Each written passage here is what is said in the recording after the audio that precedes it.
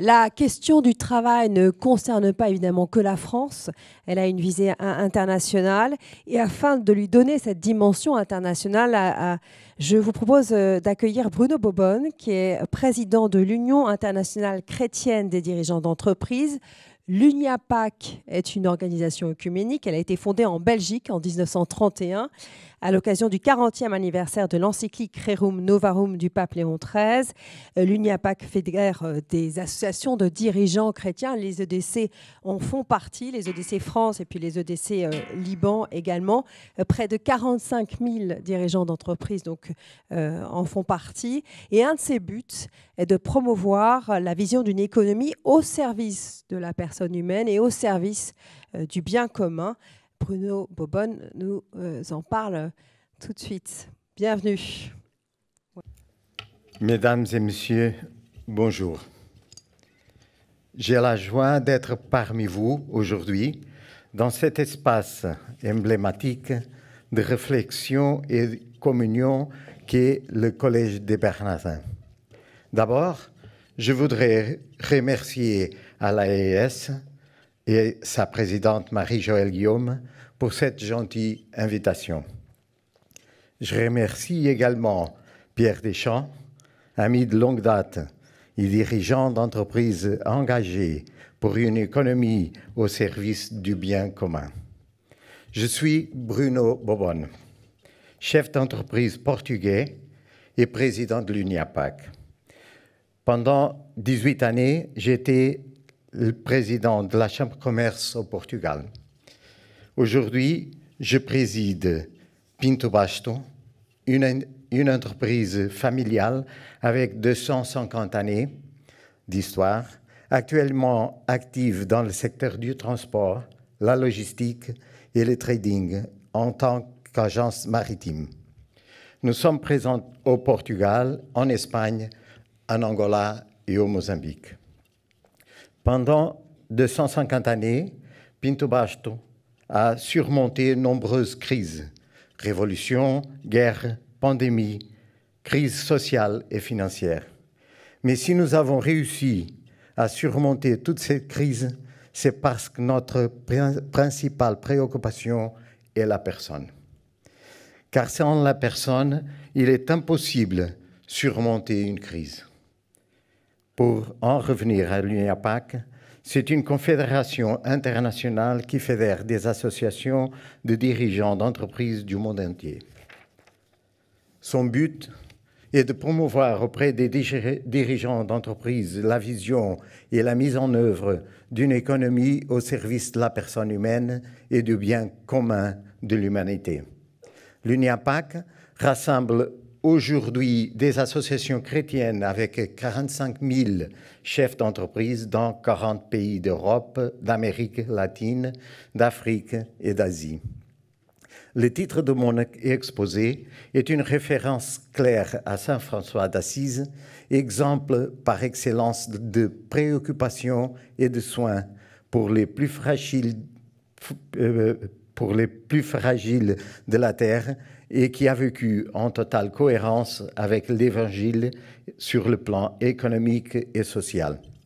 Le pape François, depuis ses exhortations apostoliques et encycliques, Evangelii Gaudium, puis Laudato Si et Fratelli Tutti, a posé le défi de recréer l'économie du monde à travers la pensée des jeunes et axée sur la personne humaine et le bien commun. L'économie de François est un processus appelant les jeunes économistes et entrepreneurs du monde entier à se mettre en action avec un engagement renouvelé pour transformer l'économie.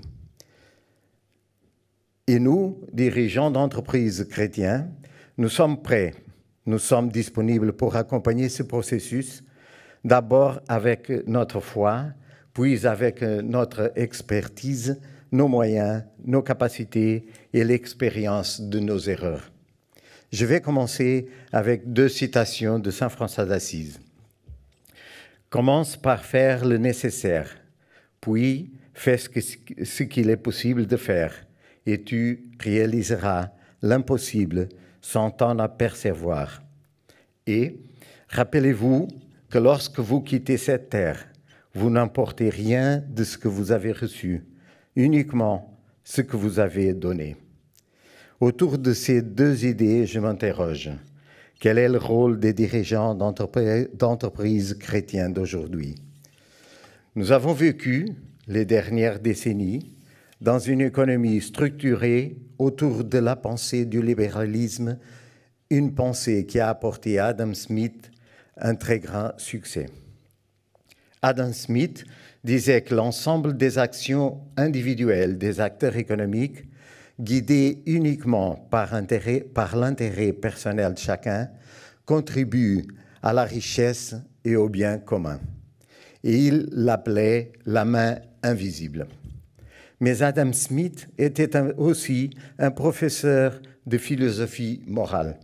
Pour lui, la morale, c'était une réalité de la vie, et il n'a jamais imaginé une économie sans une société sans morale. Dans sa théorie philosophique, Smith commence par reconnaître contre les théories de l'égoïsme et de l'intérêt le caractère désintéressé de certains de nos jugements. Néanmoins, quand il s'adresse à l'économie, il parle de l'égoïsme comme le moteur du développement. Tel est le résultat de sa conviction que la morale était toujours présente. Dans ma perspective, la main invisible résultait exactement de cette morale qui existait dans la société et qui fonctionnait au départ comme le régulateur de l'économie. La main invisible du marché était très efficace dans toutes les relations exclusivement économiques. Mais dans les relations sociales, c'était la morale, la main qui assurait l'équilibre du marché. Le raisonnement de l'économie fondé sur le principe de l'égoïsme, l'idée de l'intérêt personnel de chacun, a eu l'effet de déplacer doucement la morale de l'économie. Bien que cette pensée égoïste aboutissait à la création de richesses et au développement économique, elle a eu aussi un effet négatif sur le développement de la société. De façon générale, nous avons bien travaillé dans la création de richesses, mais nous avons négligé sa juste distribution. Plus important encore, nous n'avons pas compris que la vraie solution du développement dépend plus de la distribution que de la création de richesses. Évidemment que sans création de richesses, il n'y aura pas de développement. Mais quand il y a la création de richesses, la distribution prend un rôle prépondérant pour le développement de la société et le maintien de la paix. Nous avons créé une société où l'on trouve à la fois des personnes immensement riches et aussi une classe moyenne qui reste de plus en plus sans la capacité de se développer et qui devient de plus en plus dépendante de l'État. Une société qui devient disruptive, qui se sent oubliée, abandonnée, qui cherche des solutions plus radicales et qui, selon la connaissance que nous avons de l'histoire, finira dans une spirale de violence. Face à cette réalité, il est urgent de nous retourner vers le fondement de la vie pour essayer de changer ce chemin vers l'abîme que nous avons déjà commencé. Et nous arriverons facilement à la conclusion que tout doit être fait en faveur de la personne. C'est la personne humaine la raison de toutes nos décisions pour le monde et la raison d'existence de nos sociétés. Quand je dis la personne, je veux vraiment dire chaque personne, car chacun d'entre nous a été créé par Dieu à son image et à sa ressemblance, mais aussi parce que c'est de l'individualité que résulte la société.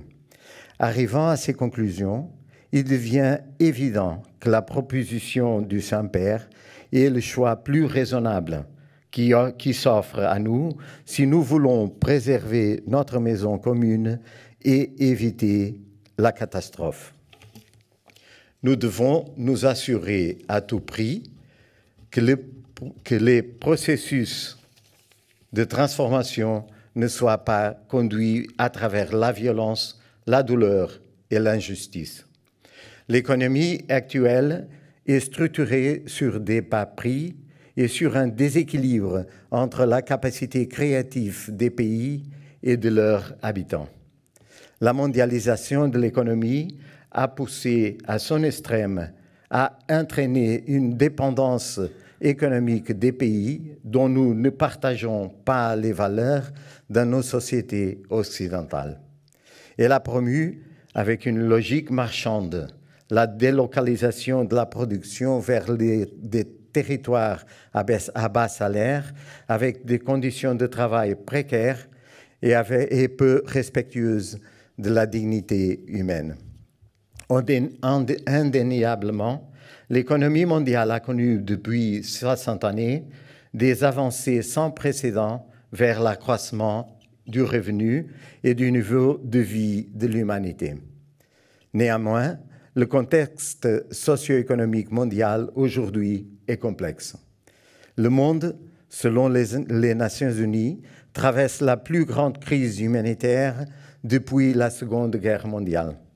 L'économie de plusieurs pays, en particulier celle des marchés émergents, est confrontée cette année à une série de risques graves tels qu'une inflation élevée et soutenue, la crise de la dette et l'approvisionnement en matières premières.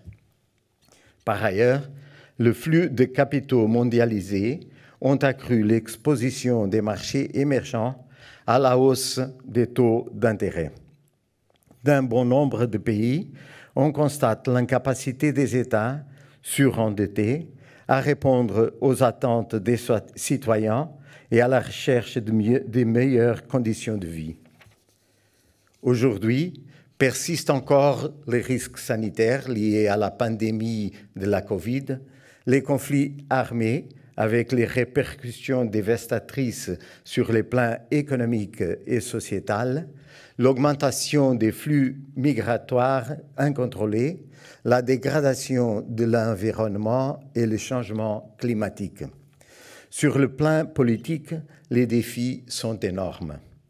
La différence de réalité entre l'Europe, les États-Unis, l'Amérique latine, l'Afrique et l'Asie sont telles qu'il faut les regarder chacun d'une façon unique pour pouvoir les aider à se développer vers une économie du bien. En Europe, c'est la société qui force la défense de la personne. Aux États-Unis, c'est le marché et le résultat est bien différent.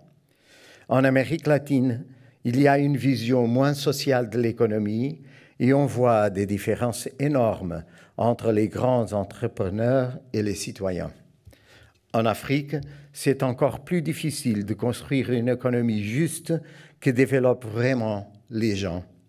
En Asie, il y a une énorme différence de culture. Là-bas, il n'y a pas le concept chrétien de solidarité. Tout ce que quelqu'un fait pour l'autre vient de l'avantage qu'il tirera du bien-être de l'autre. Mais ce qui est commun à toutes ces réalités, c'est l'importance de travailler vers le bénéfice de chaque personne. La préservation de la démocratie, les réformes de la gouvernance mondiale d'un monde devenu multipolaire sont indispensables. Sur le plan technologique, nous faisons face à des risques importants. Les innovations numériques et technologiques créent de nouvelles opportunités et ont une influence majeure sur la transformation du travail. La technologie offre des instruments pour construire un monde meilleur, mais tout développement technologique doit s'accompagner d'un développement de la responsabilité. Néanmoins, comme le disait l'économiste Jean Boissonnat, à force d'imaginer le bien, on finit par y contribuer. Mais je ne m'arrête pas à imaginer, il faut agir. Je reste persuadé qu'il est encore possible de construire un monde meilleur, fondé sur une économie au service de la personne humaine, du bien commun et sur un pacte social solide. Ainsi, nous, les entrepreneurs chrétiens, avons maintenant un énorme défi à relever. Mais nous avons aussi une merveilleuse opportunité de transformer l'économie mondiale en faveur du bien-être du plus grand nombre et du développement durable. Cela suppose une répartition plus équitable à l'échelle mondiale des savoirs, des avoirs et des pouvoirs, tout en respectant notre maison commune. Nous devons nous tourner vers le vrai développement, le développement centré sur la personne et le bien commun. Le pape François nous rappelle que l'entrepreneur a une vocation noble et souligne que la créativité est la clé de l'entrepreneur pour trouver la solution aux crises, qu'elles soient le résultat des pandémies, des guerres, des catastrophes naturelles ou d'autres désastres. La noble vocation, c'est la capacité d'articuler les différents moyens de production de façon à ce qu'ils produisent de la richesse. Mais à notre avis, la concrétisation de la noble vocation ne peut aboutir que lorsque cette richesse est distribuée avec la volonté de développer la personne humaine et chacun et chacune autour de nous. C'est à ce moment-là, que notre vocation devient vraiment noble. Et c'est pour cette raison que nous travaillons maintenant sur la mise en œuvre d'un concept que nous appelons le salaire digne. Par principe, nous nous opposons au salaire minimum. Nous ne défendons pas des salaires misérables, bien au contraire. La définition du salaire digne, c'est un salaire qui offre à chacun la capacité de payer les coûts de sa vie quotidienne, qui lui permet de payer l'éducation de ses descendants et qui contribue aussi à son développement personnel, culturel, social et professionnel. Ce salaire digne implique également la participation de tous les acteurs d'une entreprise aux décisions qui affectent leur vie. C'est ce salaire digne qui lui permettra de suivre un chemin vers la joie, vers l'épanouissement personnel. Telle est la raison d'être de chaque personne. Dans une économie de marché, le respect de la dignité des personnes et du bien commun fait partie des principes sociaux fondamentaux qui devraient orienter la manière dont nous organisons notre main-d'œuvre, le capital et les processus de l'innovation, de la production et de la distribution. La finalité principale des entreprises et des systèmes commerciaux est d'apporter une réponse aux véritables besoins humains, à savoir aux besoins pertinents de toutes les personnes qui servent l'entreprise. En particulier, il y a 3 fonctions qui doivent assumer les entreprises. Premier, les bonnes marchandises. Les entreprises doivent apporter une réponse aux véritables besoins humains par la création et la production des biens et des services. Seconde, le bon travail. Les entreprises doivent organiser un travail positif et productif. Troisième, les bonnes richesses. Les entreprises doivent utiliser leurs ressources en vue de créer et partager les richesses et la prospérité de façon durable et soutenable. Il faut oublier l'égoïsme sur lequel repose l'économie actuelle et introduire des concepts et des valeurs humaines dans l'activité économique. Dans cette optique, la pensée sociale chrétienne continue une source formidable pour construire une économie juste, fraternelle et durable. Merci beaucoup. Il est frappant de constater à quel point la vision chrétienne du travail, la vision chrétienne de l'entreprise est en adéquation avec ce que nos contemporains réclament, du sens au travail et une plus grande collaboration. Est-ce que ça vous frappe? Est-ce que vous aussi, vous vous dites, c'est notre moment, notre kairos à nous, dirigeants chrétiens? La vision chrétienne du travail, c'est de faire attention à la personne, de la traiter bien, de la respecter, de lui donner la capacité de se développer. Et ça, c'est très important parce que seulement une personne qui se développe tous les jours peut arriver à une situation de bonheur. C'est le développement que fait la personne. On parlait de la subsidiarité. Ça, c'est le principe que donne aux gens la responsabilité sur leurs décisions, leur vie. Et ça veut dire qu'ils se développent par prenant la responsabilité. Ça, c'est très, très important. Et je crois que ça, c'est la vision chrétienne du travail. Il me revient de te poser une question. L'UNIAPAC développe l'idée ou la notion de salaire digne que j'ai trouvée très intéressante, car elle ne se limite pas uniquement à ce que je crois le compendium de la doctrine sociale de l'Église appelle le salaire juste. Le salaire digne me semble aller au-delà. Mais est-ce que parler du salaire digne n'est pas un peu réducteur par rapport à la place du salarié dans l'entreprise? Est-ce qu'il ne faudrait pas développer plus largement la notion d'emploi digne ou de fonction digne, c'est-à-dire ne pas se limiter à l'aspect de la rémunération, mais s'intéresser aussi au contenu de la fonction que remplit le salarié? Merci beaucoup, Pierre. Tu me donnes l'opportunité de parler de ça, que c'est très intéressant. Nous l'avons appelé le salaire digne. C'était un message aux syndicats, aux travailleurs. Et pourquoi? Parce qu'on discute normalement le salaire.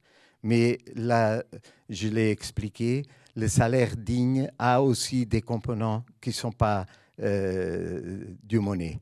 Je dis que c'est très important pour le salaire digne, la capacité de chacun participer dans les décisions qui affectent sa vie. Ça, ce n'est pas de l'argent, ça, ce n'est pas du salaire qu'on connaît. Mais ça, c'est du salaire. Parce que le salaire, ce n'est pas seulement l'argent. Le salaire, c'est la façon comme nous traitons les gens. Le salaire, c'est le total bénéfice que quelqu'un a quand il travaille dans une entreprise. Alors, c'est, comme tu dis, c'est un concept plus large que le salaire normalement on parle, mais c'est aussi un défi au syndicat, parce que je crois que nous parlerons hier avec Joseph aussi, nous avons eu beaucoup de travail essayant de faire la négociation, et ça c'était positif pour trouver des points communs entre les intérêts différents. Mais le défi que nous essayons de monter maintenant, c'est nous n'avons pas des intérêts différents. Nous avons exactement le même intérêt. Parce que quand les travailleurs sont contents, sont heureux, ils sont bien traités, ils sont confortables, ils produisent beaucoup plus. C'est mieux pour l'entreprise. Mais aussi, quand ils travaillent bien et ils ont une entreprise qui gagne beaucoup et gagne bien avec les bons marchandises, bon travail et tout cela, la compagnie est meilleure et elle peut payer mieux à ses travailleurs et elle peut les aider. Alors, les intérêts sont exactement les mêmes. Il faut essayer d'arriver à cette discussion. Après la négociation, il faut rejoindre les intérêts parce que je crois qu'elles sont exactement les mêmes. Bonjour, merci pour... je suis le père Marcel Raymond, directeur du CERAS, du Centre de recherche et d'action sociale, père jésuite, et je travaille sur le travail justement avec l'UNIAPAC depuis plusieurs années, et je n'ai pas beaucoup entendu la question qui vient dans Laudato Si du travail comme soin, et entre autres soin de la planète. la question écologique, disons, qui fait partie des pressions. On parlait des différents acteurs, disons, du travail. Il y a aussi la planète qui réagit, disons, et on sent chez les plus jeunes générations combien cette prise en compte du soin de la personne, on en a parlé, mais aussi du soin de la planète. Alors, comme l'UNIAPAC fait partie du même projet, l'économie de François, j'imagine que vous avez des choses à nous dire. Bon, oui, je m'ai enfoqué dans le thème du travail et de cette vision que l'UNIAPAC veut partager avec tous, de que c'est important de faire de l'entreprise une famille. Et ça, c'est la façon de développer l'économie pour le futur. Mais bien sûr, le monde, c'est unique. Alors, nous devons travailler vers toutes les différents parties des préoccupations et nous sommes complètement préoccupés dans l'environnement. C'est quelque chose qu'on doit travailler beaucoup. Mais vraiment, pour l'UNIAPAC, à ce moment-là, c'est plus important. Si nous sommes capables de trouver une solution de paix et de développement pour les entreprises, nous serons plus capables de faire le second travail, que c'est vers l'extérieur. Il faut solutionner le problème dedans pour qu'on puisse après être vraiment utile pour y aller dehors. Mais je crois que nous sommes complètement engagés dans le projet et nous soutenons complètement ce qui s'est discuté tout le temps sur ce thème et on continuera dedans le projet parce que nous avons nos jeunes qui travaillent aussi dans l'économie de François.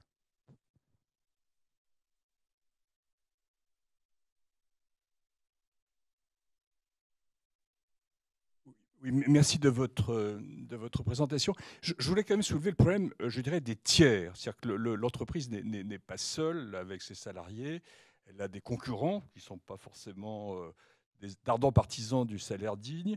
Elle a des clients qui sont exigeants. Elle a des fournisseurs. Ce sont des activités souvent extrêmement réglementées. Donc, est-ce que l'entreprise, prise dans un champ de contraintes quand même extrêmement exigeant, a toujours la marge de manœuvre pour faire ce qu'elle aimerait faire pour la personne, le salaire digne, l'environnement, etc.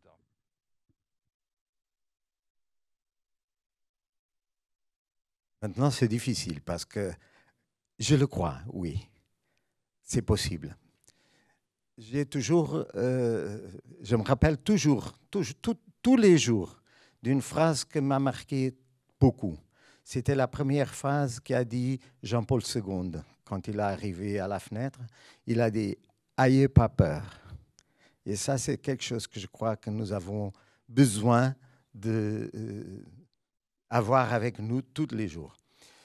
Si nous avons une bonne équipe, si nous les traitons comme personnes, comme famille, s'ils sont heureux, ils sont capables d'être mieux que les autres.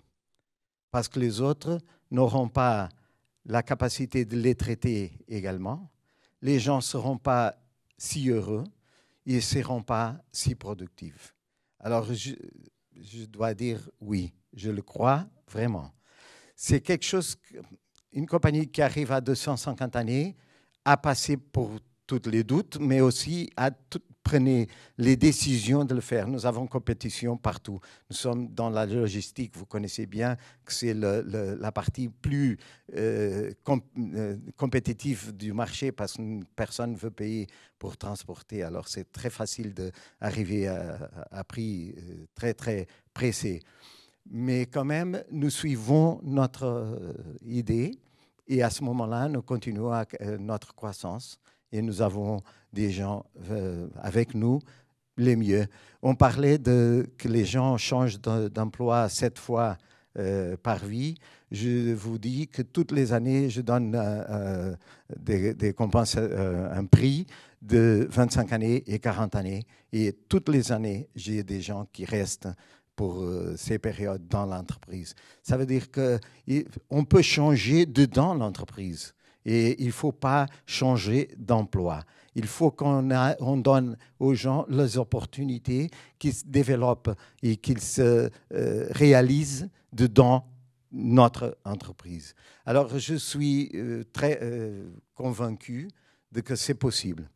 J'ai une phrase dans un livre que nous avons fait au 250e année, où nous disons, pour être Pinto Basto c'est le nom de ma famille, on n'a pas besoin d'être né Pinto Basto. Il faut seulement travailler un jour dans la compagnie. Et je crois que c'est le message que nous avons très fort pour assurer que les gens là, ils donnent tous parce qu'ils sont aussi les propriétaires de la compagnie. Ils ne sont pas les actionnistes, les actionnaires, mais ils sentent la compagnie comme celle est à eux. Merci Bruno Bobonne. Je crois qu'on va s'arrêter là. Voilà. Merci pour votre français si fluide. C'est loin d'être évident. Je suis portugais, alors il faut que je parle les autres langues, sinon personne ne me comprend. Merci.